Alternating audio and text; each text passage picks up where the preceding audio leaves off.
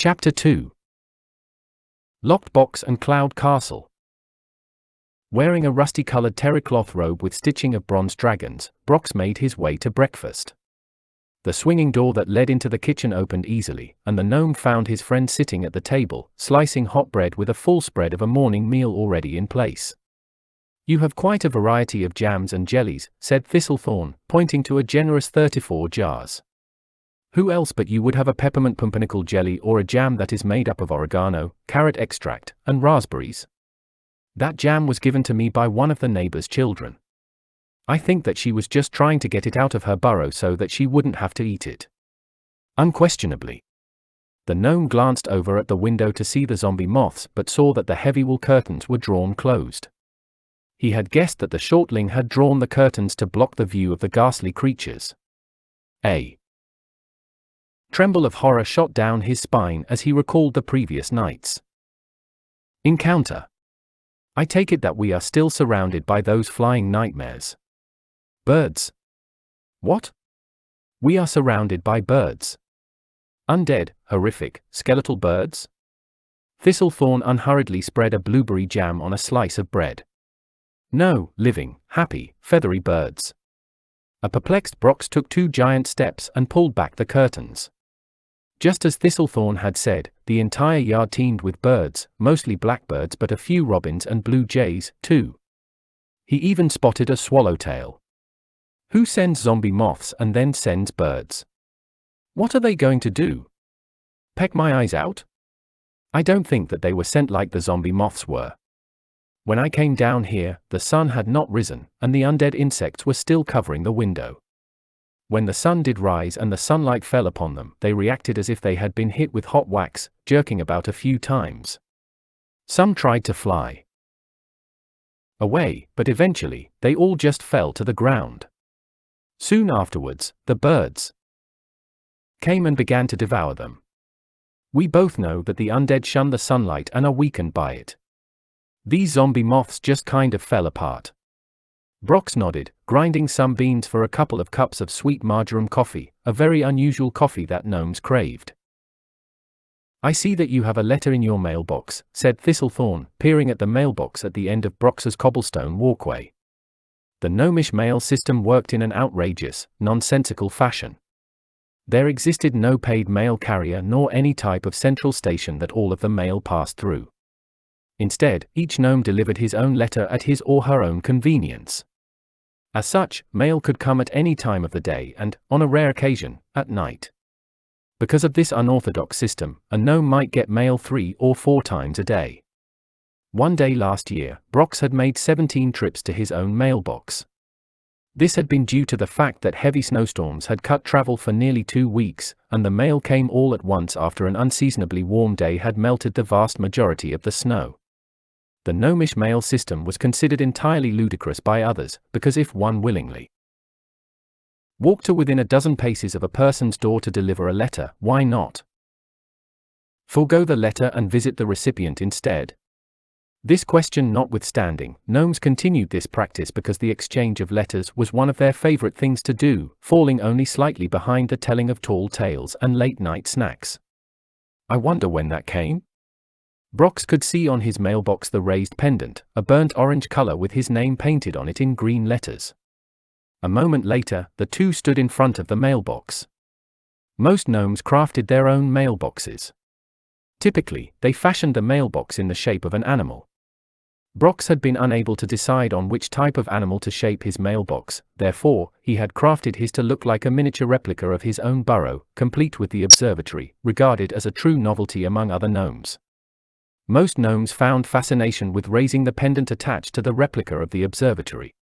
Brox and Thistlethorn saw the mailbox's front door open and a parcel resting inside. This is strange," said Brox, who expected a letter wrapped in a vellum cover. He pulled out a black metal box with a lock on it. "I don't get too many packages." He looked at the lock. "I have never had one with a lock on it. Do you have a key for it?" "Not that I know of." "Indeed, this is strange." After returning to the kitchen, finishing breakfast, and cleaning up, Brox and Thistlethorn found themselves at one of the gnome's workshop tables with the box sitting in the middle of it. This mystery item had a lock on it, but no key. They located a little ring along the side that might have once had a key attached to it. Thistlethorn had even made a trip back out to the mailbox, placing his hand inside it and feeling around for a key. He never found one. They had tried to find a secret latch that opened the box, but they found none. They knew that something was inside, because they could hear it rattle around when they shook the black metal box. Maybe the illusionist from Bender's Bow Meadow knows the knock lock spell. Brox spoke of a spell that opened simple locks. He personally did not know this spell. Or maybe we could bash it open with a sledgehammer from the garden shed. We might break whatever is inside if we do that, protested Thistlethorn as he examined the lock. Perhaps we should pick the lock. The gnome had scores of miniature hammers, springs, gears, and such, but he said, I don't have anything for picking locks. Thistlethorn did not even look up. He pulled out a leather wallet that he had strapped to his leg. You can't be serious. Brox shook his head slowly. You still carry those? Just because I have not been on an adventure in many years, it doesn't mean that these things are useless. They can be used for more reasons than picking locks on dungeon doors of bugbear lairs and locks on slime-covered treasure chests. He looked up. Do you know how many people lock themselves out of their own house? Thistlethorn left the question hanging, reverting his attention on 2 needlepoint picks and a small wedge that proved slightly flexible. He had to work with the lock for several moments, moving the pins in the lock one at a time and holding them in until he could turn the lock, springing the latch in one quick motion. I will never understand, said an amazed Brox, how you know where to put those little picks or how you hold such a steady hand. Patience and practice mixed with practice and patience. Thistlethorn turned the box around. Now, let's see what's in the box. There appeared a scroll case, not made out of leather or ivory like most scroll cases, but made out of bone, a disgusting rarity. Thistlethorn pointed to a straight-edge cut that allowed one end of the bone to slide open. Brox opened it and pulled out a small ragged scroll that looked like it had been ripped from a large sheet of parchment. The frayed edges flaked off as Brox unrolled it. This is interesting, said Brox, showing the scroll to his friend. It's written in the script called the Canon of Fevers. Said script is unique to the Congress of Blarks, a council of mage sorcerers that ceased to exist several centuries ago. You can tell it is their script because of the fact that they required both black and red inks.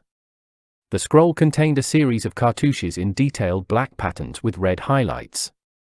These symbols showed a mixture of undead creatures, gravestones, night scenes, such as a mausoleum silhouetted by starlight, and gruesome skulls. They drew back upon seeing the many different shapes of gruesome skulls, skulls with teeth, skulls missing a few teeth, skulls with no teeth, skulls with red eyes, black eyes, and no eyes, skulls looking left, right, up, and down, and skulls with shadowy markings and runes on them. This written language was called the Canon of Fevers. The Canon of Fevers consisted of 86 icons, of which, exactly 1/2 of them were gruesome skulls. Who would use that old, morbid, ghastly language? Asked Thistlethorn, shaking his head. I don't know. Of a certainty, it's not from one of the gnomes of Rustic Haven. Can you translate it? I don't know.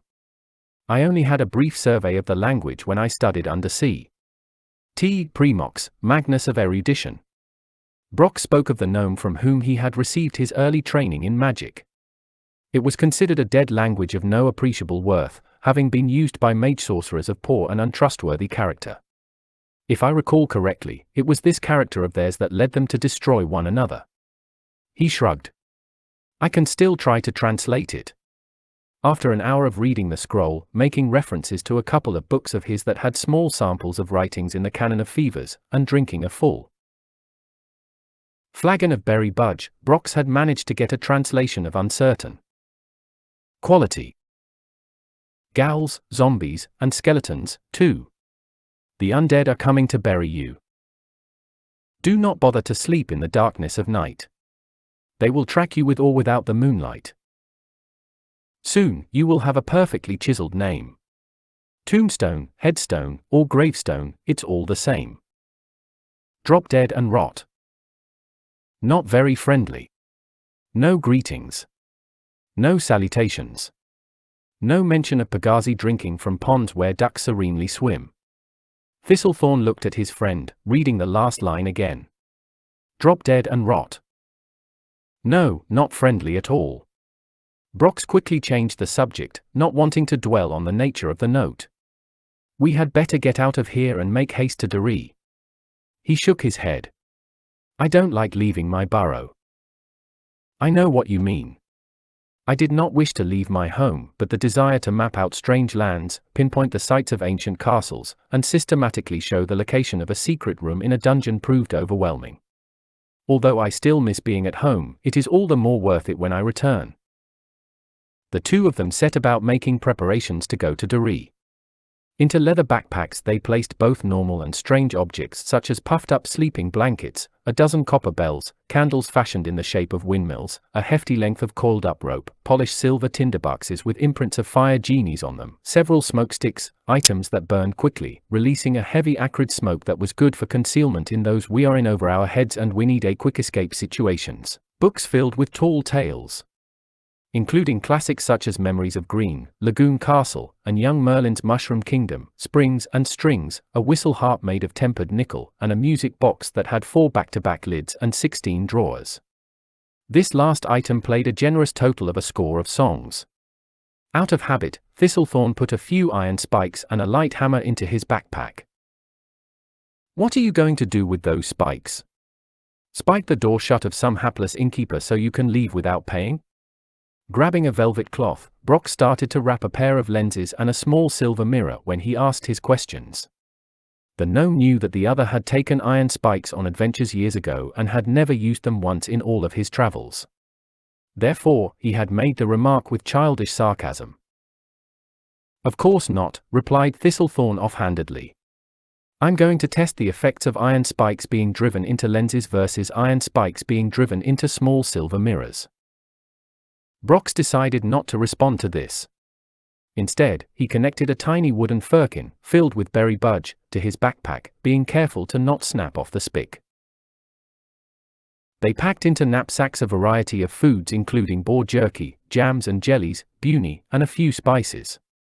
Finally, each grabbed a polished brass lantern and a couple flasks of oil. Brox did not want any of his busybody friends coming over to snoop around his yard or inside of his burrow. After 3 or 4 days, his neighbors would start showing up, wondering as to his whereabouts. Sooner or later, they would start borrowing his things, beginning with the tools in his garden shed. Then they would enter his burrow and borrow his clocks, telescope, and, with a far-fetched story on why they needed it, they would even borrow his pipe organ. The worst part of this, they would be slow to tell him that they had taken his stuff, and they would not keep his stuff in good repair. In fact, once, after a 2-week journey, he found his pipe organ in the backyard of the Smeasledides, a family on the other side of the hill. The magnificent pipe organ had nothing more than an old blanket thrown over it to protect it from the elements of the weather. Fortunately, he showed up a mere hour before it started to rain and managed to get it inside. As the first heavy drops began to fall, notwithstanding, he had learned an interesting trick from a miniature pocket book called Imitations and Simulations for the Gnome Who Doesn't Stay at Home. A grumpy gnome is the worst neighbor to interrupt. Consequently, when a gnome is grumpy, he places a sign in his front yard that says "Go away." The sign is a blunt way of telling others to not bother him, and it is readily obeyed by other gnomes. If the other gnomes suspect that the grumpy gnome is not home, then the presence of the sign is not enough. Therefore, according to Imitations and Simulations for the Gnome Who Doesn't Stay at Home, a minor, and lesser-known, spell, called Window Shadows, is needed. This spell makes shadows of individuals walking around inside of the burrow, fireplaces giving off flickering, yellow light, and curtains appearing to open and close. Brox had mastered the spell to the place that he could form images of him playing the pipe organ, complete with stray sounds, and making jars of bunny. As a bonus, he even found an old image former, a type of illusionist, spell that made smoke rise from the chimney several times a day and did this for a full fortnight. after casting the various spells to give the appearance that he was home and placing the go away sign in the front yard, Brox locked the front door and started walking to the back of the burrow. Thistlethorn had expected the other to head toward the stables in the village of Rustic Haven so they could rent some ponies to ride. However, the gnome simply made toward a large clearing filled with whirlybird mahogany and ivory perennial flowers. "Where are we going?" asked the shortling, stretching his short legs to match the gait of the other. "Surely you don't plan to walk to Derry?" "Of course not. That would take a week." He stopped to touch a fuzzy caterpillar on the stem of an ivory perennial. "I have always liked ivory perennials. When I was growing up, the lady who lived across the way from us planted exactly 63 on each side of her walkway." He noticed that Thistlethorn stood staring at him, showing no interest in the caterpillar. "No, I don't plan to walk. I plan to fly." "What are you going to do? Make a caterpillar turn into a butterfly?" His voice had a sardonic tone. "Do you hope that one can pick both of us up and carry us to the Too-Tall City?" "Don't be absurd." Brox opened his belt pouch. "I plan to use a sky schooner." "What sky schooner?" Brox pulled out a minuscule model of a sky schooner. It looked like an inflated water skin with a wooden box, hanging down by double-weaved ropes, along the bottom. Off the sides of the wooden box, there dangled 6 sails made of canvas. The gnome let go of the sky schooner. It just floated in the air, rocking gently in the breeze. "Did you plan to shrink us down to the size of ants so we can fit into it?" Brox ignored the other's question, speaking a command word to make the sky schooner magically expand to its full size of half a furlong in length. "Watch out!" yelled the gnome. The expansion occurred so rapidly that both had to dive into a patch of whirlybird mahoganies to avoid being hit. "Quick, get in before it flies away." Without waiting for Thistlethorn's acknowledgement of the statement, Brox started to climb up the rope ladder that led to the sky schooner's main deck. The shortling had to jump up to grab the lowest rung before it slipped too far upward. Pulling himself up, one rung at a time, he soon stood on deck. Thistlethorn normally did not feel dizzy at high heights, but when he looked over the banister at the rapidly diminishing earth, he felt a tightening in his throat. He had climbed to heights of hundreds of feet before and had felt as well as a man standing on a chair. Yet, in those times, he had been in control. This time, however, he was not holding onto the wall of a castle or a rocky outcropping. No, this time he suffered at the mercy of a vessel floating on its own. That last thought made him wonder what Brox was doing. Might he be piloting the sky schooner or lying on the deck, doubled over, feeling sick? The shortling had hoped to find Brox standing at the tiller, turning the rudder to steer the sky schooner. Instead, he found his friend sitting in a plain wooden chair. The chair had a raised relief on the back, similar to the design of a captain's insignia. His surprise upon seeing that the tiller was missing increased even more upon seeing the gnome idly reading a manuscript that had been nailed to a support beam. The manuscript had been written in the archaic, but still readable, script of Neptune, a style of writing that reminded Thistlethorn of the aimless scratches of the written language of ogres. "I think that we might have a problem," said Brox without looking up. "That would be?" Brox had promptly discovered that the sky schooner navigated by magic, not steering mechanisms. Worse, it was not a magic that he was even remotely familiar with. "I cannot get this airship to do anything. It's even rising of its own volition. According to this Neptune manuscript, all I need to do is say the name of where I want to go 3 times, and the sky schooner will fly there. I keep saying Derry, but it won't respond." Thistlethorn's brow furled at this. "What did you do the last time you flew this contraption?" "There was no last time." "I'm sorry, I don't think I heard you correctly. Surely, this isn't your maiden voyage?" The gnome sighed. "I am afraid that it is." Thistlethorn had an expression of complete terror cross his face as he took in the possible dire consequences of Brox's lack of flying knowledge. The magic to make the vessel work is only good once every blue moon. Since a blue moon is exceedingly rare, and because I only recently acquired the airship, this is the first time that I have used it. The 6 sails, 3 on each side, continued to beat in perfect rhythm, taking the sky schooner a few more feet upward each time.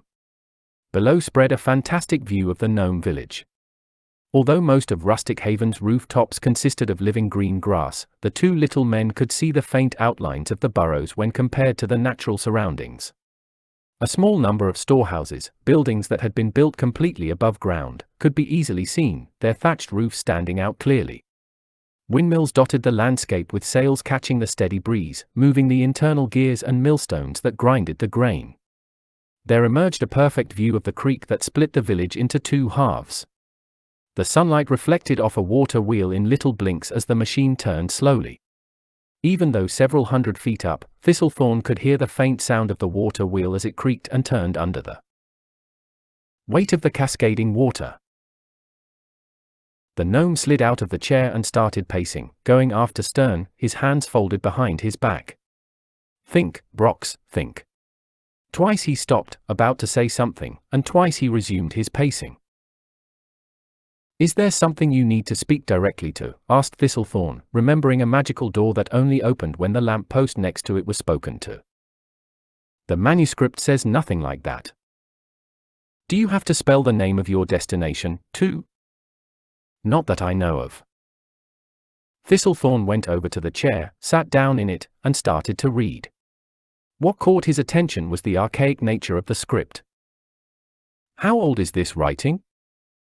"I am guessing that this manuscript is as old as the sky schooner." He did some quick math. "About 250 years old, 255 to be exact." "Very well. Could that mean anything?" The gnome stopped pacing and snapped his fingers. "Perhaps the sky schooner only responds to the names of the cities as they were called a quarter of a millennium ago." Then he hung his head low, eye saddening. "Of course, I have no idea if Deree had a different name at one time. Even so, I wouldn't know what it would have been." Thistlethorn hopped down from the chair and moved to the side of the deck, placing his hands on the banister in a dispassionate blasé fashion. "Maybe a decent cartographer could tell you both the present name and the original name."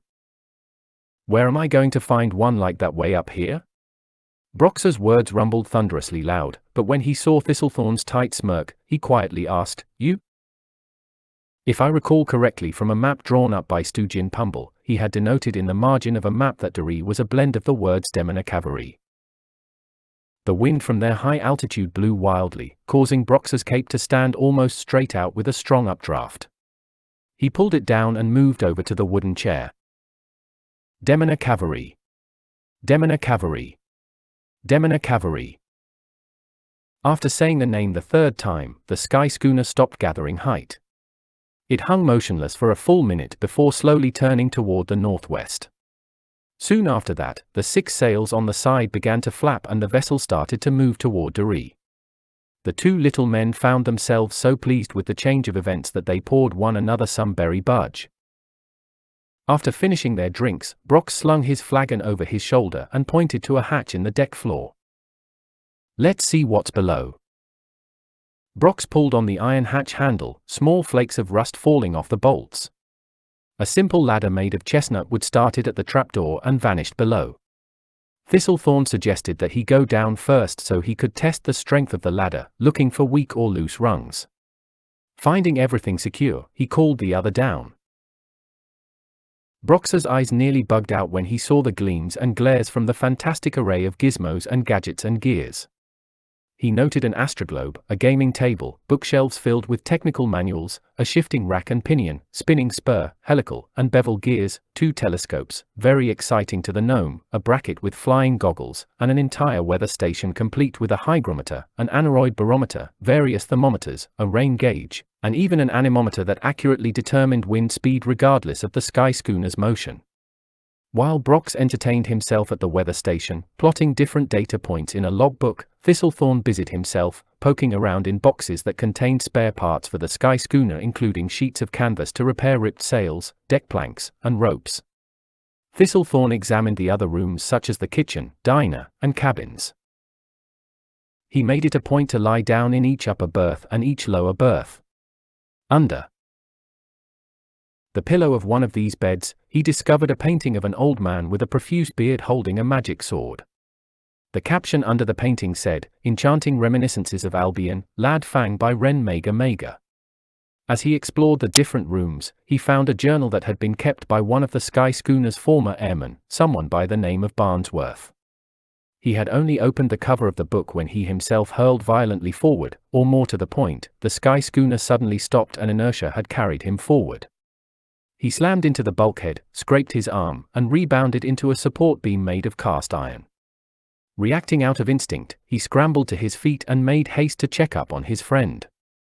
He found the other staggering a bit, making an effort to pick up a glass barometer that, fortunately, did not break. "Any idea what just happened?" asked Thistlethorn. "At first, I thought that we had hit a mountain, but there are none in the direction that we are moving. Moreover, the Sky Schooner is designed to fly over such obstacles automatically. I think that we'd better go topside and see what has happened. I have a mischievous sensation about this." "I feel it, too." Thistlethorn licked his lips. "I just can't put a finger on it. Let's go have a look." Climbing the ladder, they exited the hatch and found themselves in the midst of a thick grey fog. "Looks like we are stuck in a cloud." Brox blinked his eyes. "How that could stop us, I don't know." The fog sweeping over the deck reminded Brox of the early mornings on the Isle of Chukmeld, an island that sat at the midpoint of warm ocean currents from the south and bitter Arctic air from the north. Heavy strands of mist swirled around the two as they tried to discover the reason why the Sky Schooner had come to a complete stop. "The sails are still beating." Thistlethorn noted the slow rhythmic movement of the 3 sails on the port side. "I don't think that there is anything wrong with the airship." Brox's voice sounded a bit muffled in the fog. "I think that this is our problem." Thistlethorn turned to see Brox running his hand along a steel chain that had wrapped itself around the Sky Schooner. When he looked, he noticed several chains wrapped around the vessel in different places. All of the chains disappeared into a cloud on the starboard side. "These chains feel strange." Brox grabbed hold of one of the links. "Watch this." He squeezed the link. The steel chain seemed a bit soft, giving off a small puff that looked like a mixture of steel and smoke. "What does it mean?" asked Thistlethorn. "It's a steel chain, all right." He squeezed it again, giving off another puff. "But it's made out of clouds." "Who can form steel chains out of wet mist?" The shortling's eyes radiated a look of sharp disquiet. Brox understood the other's concern. "I can't answer that question. In spite of this, I do know that we need to act fast. The magic of the Sky Schooner is limited. Soon, the magic will be depleted, the airship will shrink to its tiny size, and we will be in a world of trouble." A breeze blew away some of the fog on the deck, revealing that the chains anchored to 4 wooden posts on a thicker, almost firm cloud. A sudden gust of wind revealed even more, a wooden plank that started at the side of the Sky Schooner and led to a patch of wispy green grass. "Let's see where this goes," said Brox. "Are you sure that we won't fall right through the cloud?" "The chain is solid enough to hold the Sky Schooner in place. I am guessing that the plank and grass have enough substance to hold us, too." Brox gave an unsure smile. "Still, we had better test the composition of the board before we step on it." Brox took a copper coin out of his pocket and tossed it onto the board. It bounced a few times on the board, a puff of brown-colored cloud rising up with each bounce. Eventually, the copper coin came to a stop, resting about halfway down the plank. "It's still there. It's probably safe. I'll go first." Brox climbed over the Sky Schooner's banister, his feet touching the board. "It feels awfully soft, like an over-padded carpet, yet solid as wood." Letting go of the banister, he walked down the plank. After he had made it to the end of the plank, he suddenly realized how dangerous his 10-step walk had been. A strong wind could have caused him to lose his balance, sending him straight down to the ground, a generous mile below. Thistlethorn, a little bit more cautiously, followed the gnome. They started to walk into the mist of the cloud, noting a puff of green-colored haze rising in their wake as they stepped onto the blades of grass. "What do you think is up ahead?" asked Thistlethorn. Before Brox could even formulate an educated guess, the rolling grey mist gave way completely to show a realm that neither of the two had expected. There lay, according to Brox's quick calculation, an expanse of 800 acres. To the right stretched flat tracts of grassy plains, intermingled with a lake, trees, and a variety of shrubs. He even saw a split log fence that surrounded a garden, filled with lettuce over 2 feet in diameter, stalks of corn at least half of the height of Brox's observatory, and tomatoes so large that either of the small men would be hard-pressed to carry more than a couple at a time. To their left rose a great forest of trees tall enough that their crowns disappeared into the patches of clouds that floated above the cloud that they stood on. In front of the forest sparkled a pond, surrounded by cattails of immense magnitude. On one of these cattails rested a dragonfly, possessing a wingspan as wide as Brox could hold his arms apart. It eyed the two newcomers, beating its wings little by little. The most impressive sight on the cloud stood directly in front of them, a high hill with an immense fortress tower resting at the top. White stone block walls shimmered in the sunlight so brightly that the two visitors had to shield their eyes when peering at it. Yellow flags, with a picture of storm clouds and blue lightning bolts on each, flew from various outcroppings, snapping in the wind, screaming out a harsh cutting sound. In the middle of the tower, there appeared a drawbridge in the down position, its 2 iron chains connected to mammoth spindles. Starting at the base of the drawbridge and winding its way down the hill, there extended a seamless white road lined with dryad lilacs, a rare flower that had amethyst-colored petals. This flower's petals were often used as a component for different charm spells. The two men looked at each other and shrugged simultaneously. Brox fixed his spectacles. "I guess we should go see who lives in the palace. Maybe they can free the sky schooner." Indubitably. As they made their way to the white road, Brox kept a wary eye on the dragonfly. Although he had encountered many dragonflies over the years without incident, he wondered if this one, being as large as it was, would attack them in search of food. Fortunately, the creature seemed content to fly from one cattail to another. They had only taken a few steps on the white road when Brox indicated that he wanted to examine one of the dryad lilacs. He touched a silver petal and noticed that it puffed the same way that the wooden plank had puffed. It became obvious to them that everything appeared very real but consisted entirely of clouds. Brox and Thistlethorn reached the other end of the white road and stepped onto the drawbridge. They seemed confused as to the purpose of the drawbridge. It spanned a moat merely a foot deep, holding only a couple of inches of water in it. They spoke about this curiosity for a moment. Thistlethorn, knowing something about traps, snatched up a blade of grass and dropped it into the water. Faster than Brox could open a jar of Buni, the blade of grass wilted, dried, and fragmented in the caustic water. They both took a step of safety away from the edge of the drawbridge. A few steps later, they had crossed the drawbridge and stood on a plain grey stone in front of a door that shot up an imposing 20 feet tall. "We obviously can't reach that brass knocker," said Brox, pointing to a brass ring that had been stylishly bolted to a brass plate. "I might be able to slip under the door." They examined a gap of several inches between the bottom of the door and the floor. "I don't think that you will fit," said Brox, looking at the gap. "If you get stuck, I don't know if I'll be able to pull you out. I guess we can knock the old-fashioned way." Having said that and getting a nod from Brox, Thistlethorn knocked. The door's construction proved far too massive for Thistlethorn's knock to produce any respectable sound beyond the sound of a person knocking on a solid oak tree. "I don't think anyone inside heard that," said Thistlethorn. He looked to see if he could scale the outer wall. He jumped when his gaze met the gaze of a pair of eyes as big as saucers looking down at him. The door had its own eyes. Then, with the sound of dry wood splitting under the heavy blow of a woodman's axe, a mouth in the door formed. "You call that a knock?" The sound of the talking door's voice reminded them of twigs being snapped. "Why don't you use the brass knocker?"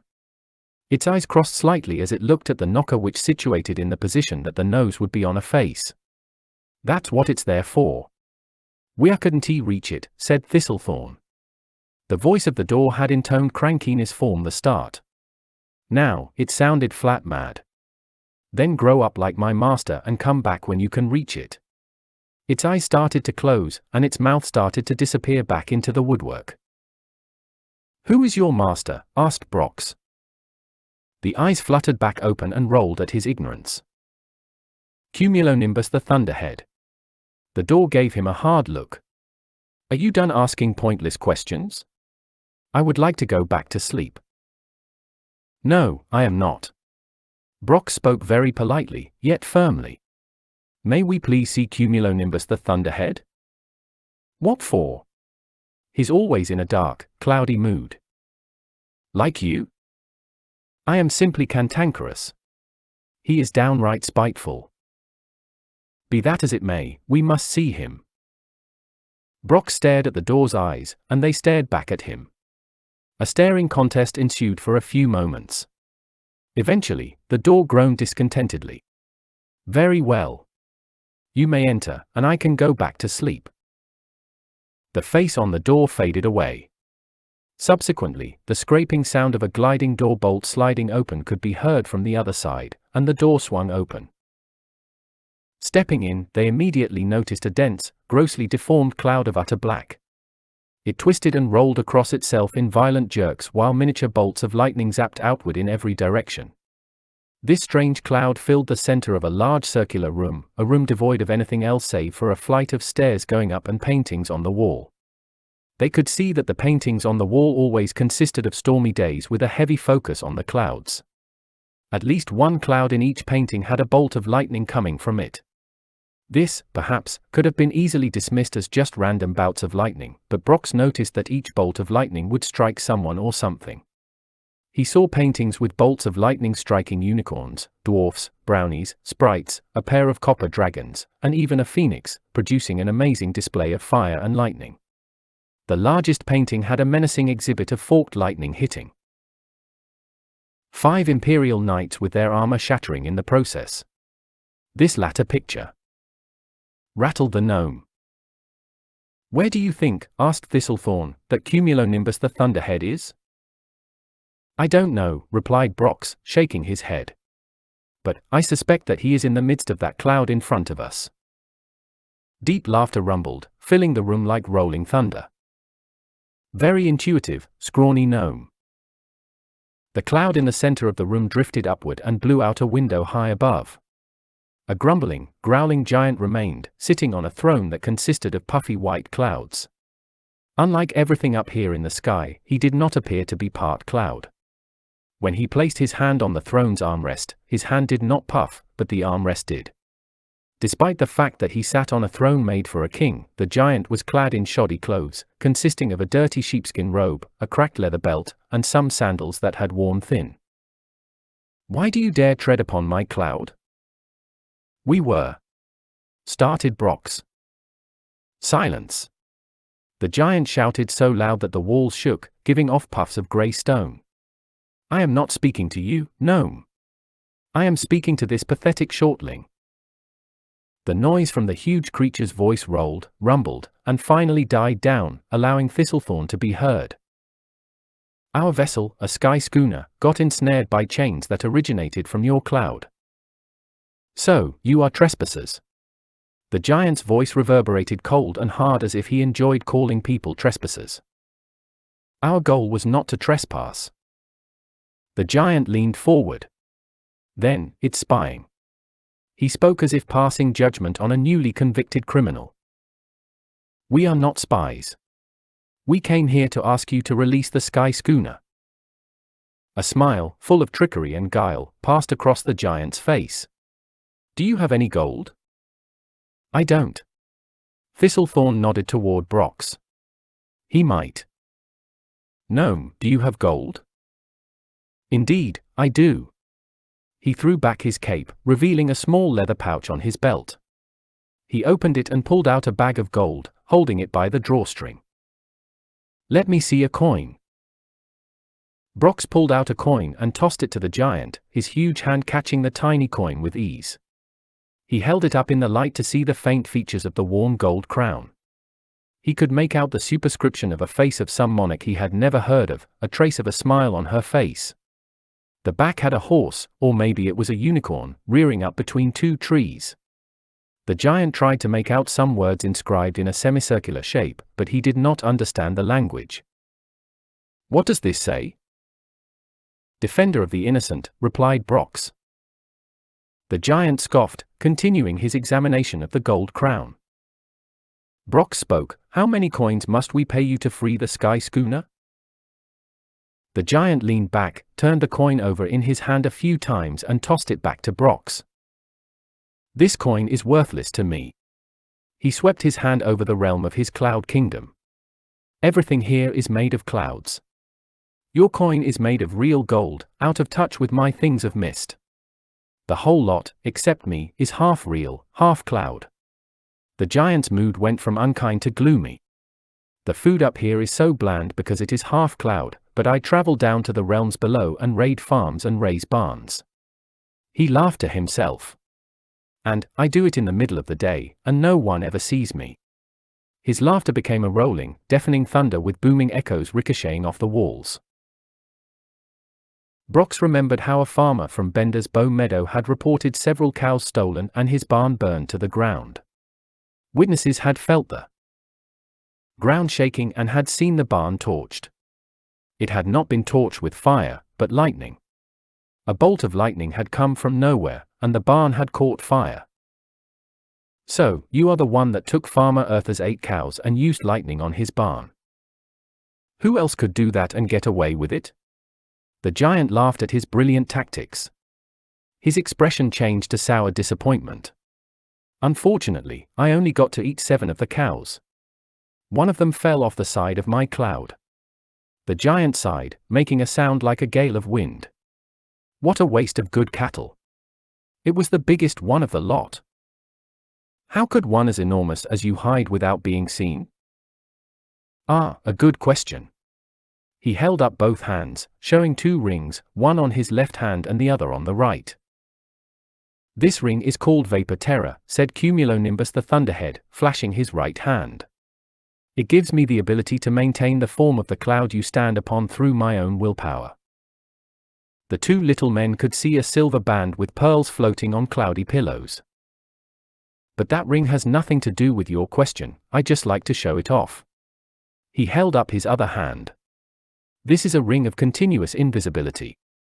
Most rings of invisibility only work as long as you don't take a sudden action, such as bashing someone with a big club. My ring allows one to stay invisible while making sudden actions.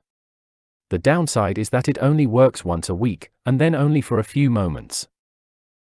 "Nonetheless," countered Brox, "everyone wearing a ring of invisibility, continuous or not, still casts a shadow. You are so big that your shadow would have been easily noticed." "Yes, yes. Very true." The giant looked pleased at this observation. "But I only make my raids on cloudy days." He gave a self-important look as if in a position of power. "And, by my design, it is always cloudy on the days I make my raids." He gave a cruel grin. "Just long enough to steal some cows and hit a barn with a javelin of the lightning bolt." After that last statement, he opened a wooden box sitting next to him and produced a javelin of the lightning bolt. The javelin measured thrice as long as Brox stood tall. It looked like a real bolt of yellow lightning with little fingers of static racing up and down its length. This weapon in the hands of the hostile giant proved a fearful sight, causing the 2 little men to take a step backward. The giant ignored their reactions and continued on with his story about the magic ring. "I took the ring from Belinda the alley rogue, after I hit her with one of these." He held up the javelin of the lightning bolt in triumph. "I don't know if I killed her or not, but she fell over frazzled and dazzled. More importantly, I got her ring." Thistlethorn had met Belinda the alley rogue several years ago in the back streets of Dukenmar, an elven girl of the typical slender elven build. "How can a ring that fit her, fit you, too?" "Magic rings adjust in size to fit the user," replied the giant dryly. All 3 paused in silence. Brock started to ask what they could do to free the sky schooner. Both he and Thistlethorn felt that the sooner they got off this cloud, the better. The giant, however, had other plans. "Out back, I have just built a new fire pit. I was going to go down and steal some cows for a roasting. Since you two have come along, I no longer need to do so. Gnome and shortling stew sounds better. Hence, what needs? Before he could finish, the two little men decided to make haste. Thistlethorn, being very nimble, turned and dashed out the door before the giant could react. Brox ran, but not fast enough. Cumulonimbus the Thunderhead made 3 great bounds and caught the gnome at the door. He picked Brox up and tried to stuff him into a burlap sack. The gnome fought with all his might, kicking, twisting, and biting. This only slowed the giant down, for the creature eventually succeeded in stuffing Brox into the burlap sack. As Thistlethorn reached the base of the hill, he looked back and saw the giant with a burlap sack over his shoulder, crossing the drawbridge, and making his way down the white road. The giant's strides proved so large that they equaled a dozen of the shortling's strides. Thistlethorn knew that he had no chance to reach the sky schooner before the giant caught up with him. Anyhow, he did not know what good it would do to hide on the airship, since it could not leave. He turned toward the forest in hopes of running under low-hanging branches where the giant could not go with ease. To Thistlethorn's horror, the dragonfly on the cattails had taken an obvious interest in him. The enormous insect rose, leaving the pond and making its way toward Thistlethorn, its bulbous eyes fixed on the shortling. He had to duck and roll twice to avoid the dragonfly's attacks. After each of these moves, he continued toward the low-hanging branches of the forest. The giant, though cruel, was no idiot. He had figured out Thistlethorn's plan of action. Not wanting to pursue the shortling into the forest, he threw his javelin of the lightning bolt. The weapon rocketed through the air, leaving in its wake a trail of burned oxygen, otherwise called ozone. The dragonfly attacked again, and Thistlethorn tried to escape its assault as before. This time he failed, and the dragonfly landed on his back. The shortling twisted violently to the right and left in an attempt to dislodge the oversized insect before it could bite him. Suddenly, Thistlethorn slammed onto the grass, causing his teeth to scrape on a rock buried halfway in the ground, grinding off some of the enamel. At the same time, a roaring thunderclap split through the air, causing him to be both stunned and deafened. After a brief moment of being dazed, he collected his senses and took inventory of his situation. The giant had thrown his javelin of the lightning bolt. To Thistlethorn's amazing good luck, the weapon had not hit him but the colossal dragonfly, killing it on contact. He got to his feet and looked for the giant. Cumulonimbus the Thunderhead roared out a battle cry, but the shortling, still deaf from the thunderclap, could not hear it. Racing under the low-hanging branches of some deciduous tree, he started his way into the forest, beyond the grasp of the angry giant's reach. The giant stopped at the edge of the forest. Not being able to navigate the thousands of branches as well as the shortling, he hung the burlap sack on a branch to free up his hands. Then he began his pursuit of the shortling, pulling up every tree in his path, roots, dirt, and all, tossing them to the side like twigs. Thistlethorn weaved through the forest, forcing the giant to work to catch his prey. He hoped that the giant would grow weary and give up the chase. However, Cumulonimbus the Thunderhead showed no signs of running out of energy or even giving up out of sheer frustration. He had already pulled up scores of trees, never even slowing down. Thistlethorn felt the strain on his muscles, a heavy lead sensation in his legs and lower back. Worst of all, as he ran in circles to escape the giant, the piles of pulled-up trees now served as obstacles that he had to either climb over or run around. The giant had methodically turned the tables. Before he knew it, Thistlethorn found himself forced out into the open with nothing more than a plain of grass to turn to. He did the only thing he knew he could do. He ran. The giant followed in pursuit. Thistlethorn remained deaf, but if he had been able to hear, he would have heard bellowing laughter from the giant as the large one knew that the small one had nowhere to hide. The giant began to sprint, cutting in half the distance between the two of them in just a handful of steps.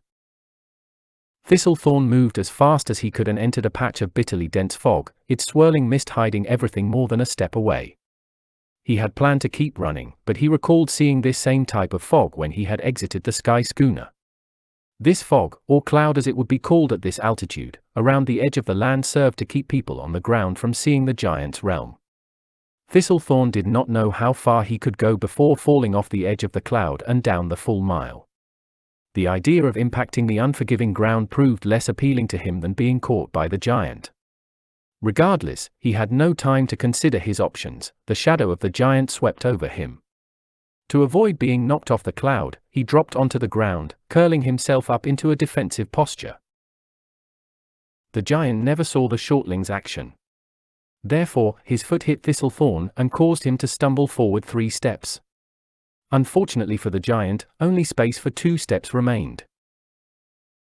Off the cloud the giant went, a full mile down, screaming all the way.